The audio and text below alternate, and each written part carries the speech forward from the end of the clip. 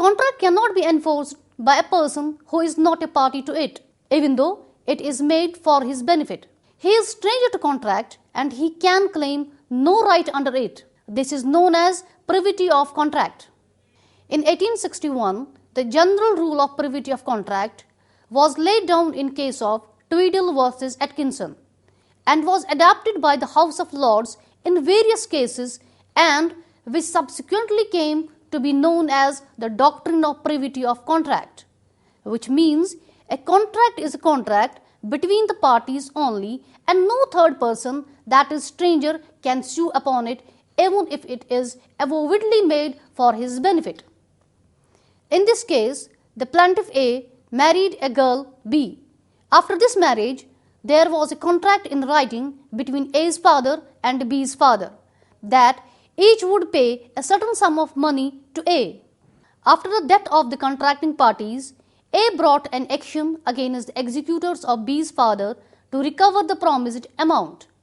It was held that A cannot sue for the same on the ground that he was a stranger to contract as well as stranger to consideration. Thus, although the sole object of the contract was to secure benefit to the plaintiff, he was not allowed to sue as the contract was made with his father and not with him.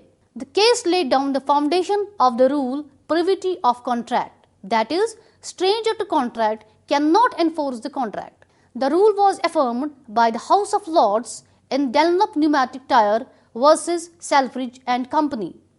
Dunlop and Company sold certain goods to one Dew and Company and secured an agreement from them not to sell the goods below the listed price, and if they sold the goods to the another trader, they would obtain from him a similar undertaking to maintain the price list. Dew and Company sold the goods to the defendant, that is Selfridge and Company, who agreed not to sell the goods to any private customer below the list price. But the list price was not maintained by S and Company. The plaintiff sued the defendant for the breach of contract. The House of Lords held that the contract was unenforceable as the plaintiff company was not a party to contract between Dew and Company and S and Company.